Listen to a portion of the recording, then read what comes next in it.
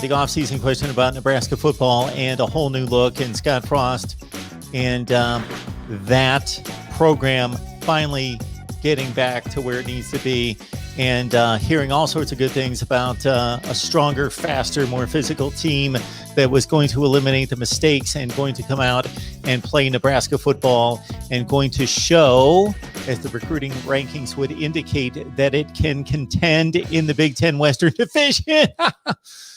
Wow.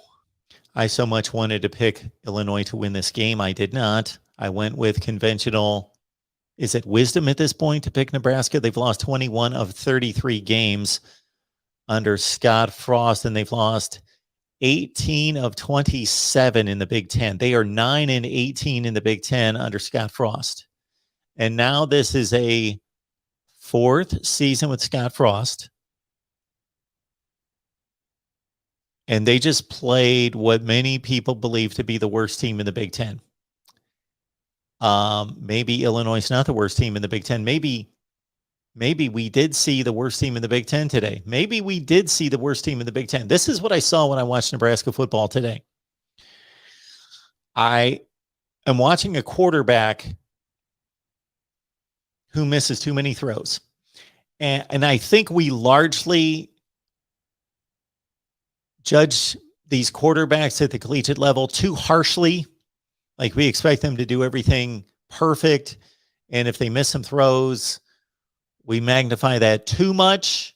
They're going to miss throws. They're going to miss throws. Some throws are just flat out broken up by the defense. They're just good plays by the defense. They're a good decision and a good throw, but the defense makes a play. That doesn't happen most of the time. Most of the time, the defense is behind the offense, and you should complete most of your throws. You need to complete 65% of your passes. Okay. And you're going to miss some throws. So out of that 35% that are incomplete, the drop should account for maybe 3 to 5% of that, maybe. And then the defense is going to account for another 20 or 25%, something in that range. So maybe 10% of the time, a decent, a good, capable college quarterback will miss the throw 10% of the time. Adrian Martinez misses 3 and 4 throws in a row. So what I've seen out of him is basically a lack of development. So either he does not put the focus and attention and hard work into his game, which I am not there to know, but I can't believe that. I just think that some players, just like some people, have limitations. And his limitations are basically he is not going to go through a number of progressions and read a defense. He is just not going to be that guy. He's probably got 2 looks. He's probably got his primary, and then he can go to his secondary, and then he needs to take off with the football because he is a talented running back. Not to the degree of Michael Vick. Nothing like that. He's top shelf. He's in the upper echelon of 20% of quarterbacks running the football, throwing the football. He's sporadic. He showed us today exactly what he's shown us for 4 years. This is the guy that we have as a Nebraska quarterback. Unfortunately, watching the games on TV, we don't know what's going on downfield. But in watching the ISO shots on the Nebraska receivers and knowing what talent level they have at receiver, I also think that's an issue. When I look at that offense, I'm looking at every positional unit, and I evaluate it to be marginal, mediocre at best. Offensive line, mediocre. Didn't get a huge push in the running game. Did not dominate in any way up front. Occasionally split open a hole, not to the extent of the Illinois offensive line. The Illinois run blocking was better than the Nebraska run blocking. Adrian Martinez is not as good a quarterback as Artur Sitkowski. Well, he made more mistakes. So while AM's going to make more plays like the 75-yard touchdown run and a lot of other plays that were more impressive because he really had to elude tacklers and make something happen. And it's impressive at times to watch him scramble and dodge guys and get loose and pick up 2nd and 24 first downs. 2nd and 24, he picks up a first down. So he made plays. But there's too many missed throws. And he does not have a great arm. He has a below average arm. And he misses too many throws. And he makes too many mistakes. And, you know, it's tough when you've got 300-pound guys surrounding you and closing in on you. But that's part of the job. You've got to be able to deliver the ball when you're not on platform. You've got to also be able to protect the football when you know the internal clock is telling you tick, tick, tick. Okay, somebody's got to be here close. Especially when the pocket had already collapsed on him a number of times. Check out the play right before the first half in which he fumbled into a scoop and score for Illinois. That he has to know. He has to know this game is tied. I would love to take the team down the field to score right before halftime, but I cannot give the ball up in my own territory. The drive started at like the Nebraska 25-yard line. He has to know that at worst we run the clock out right here. We run the clock out and we go to halftime tied. But he did not protect the football, especially if he's a freshman and does that, fine. I get it. Learn from the mistake. He's a senior. He's been playing for 4 years. He's had how many starts at Nebraska? 30? He's got to know at that point, protect the football. Let's go to halftime tied. And it happens over and over and over. He's careless with the football. The running game, nothing great. Gabe Ervin, first-time starter, freshman running back, the first ever at Nebraska to start a season as the starting running back with the Huskers in the history of the program. The defense, good. Pass rush.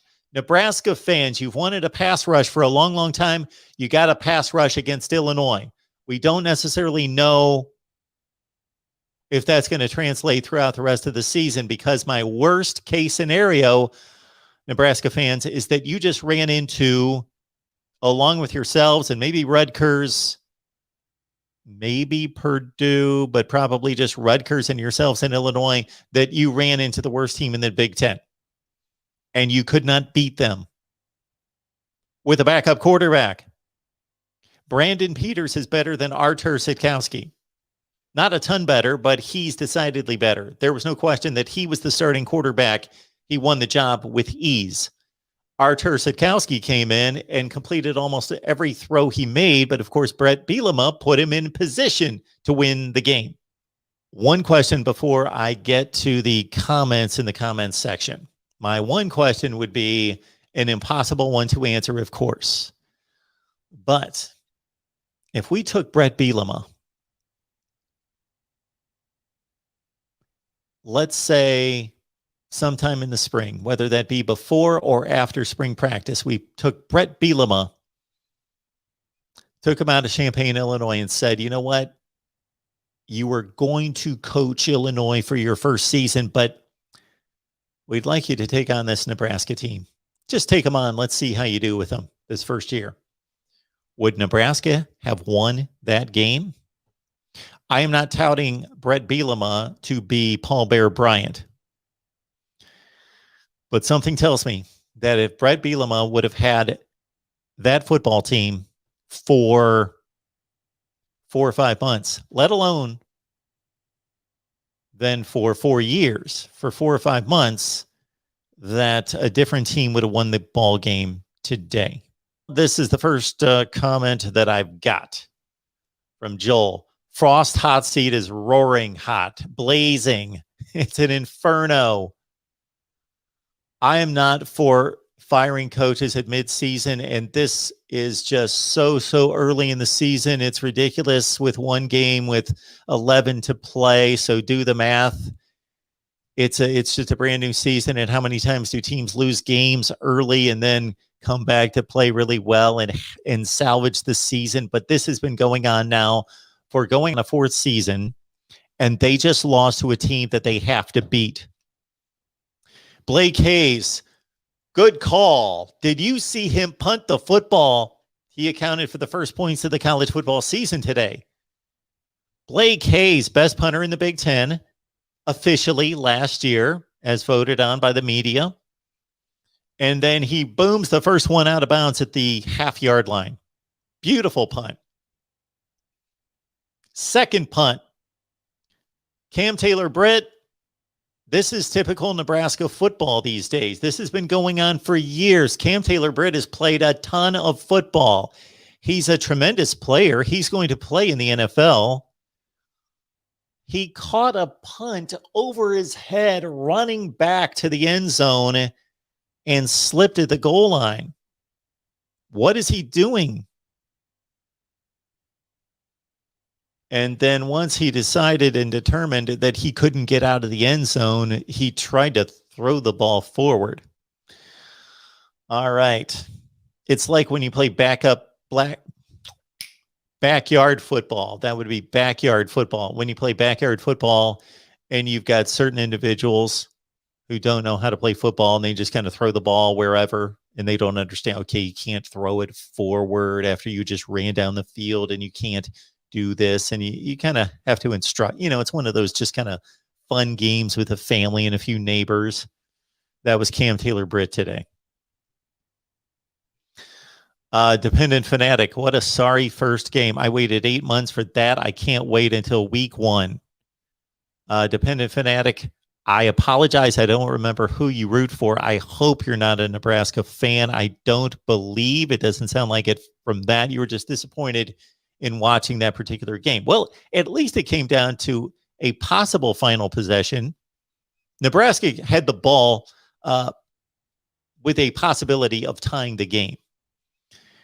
Their field goal kicker missed 2 PATs, or they could have had the ball the last possession to win the game, but it wasn't going to matter anyway, because when that punt, to Ori's comment, Blake Hayes with another tremendous punt at the end of the game to pin Nebraska back at its 12-yard line, and they had to score a touchdown and a 2-point conversion to go to overtime back at their own 12-yard line with about 50 seconds left in the game. I thought, this is a difficult position for anybody, but for that offense led by that quarterback, the game's over. Will Nebraska fire Scott Frost? I believe that if they do not get to postseason play, 5-7, they will fire Scott Frost. If they get to postseason play at 6-6, they will probably keep him. My 6-6 prediction on Nebraska football was predicated on them winning this game, even though I was very leery of this one for good reason.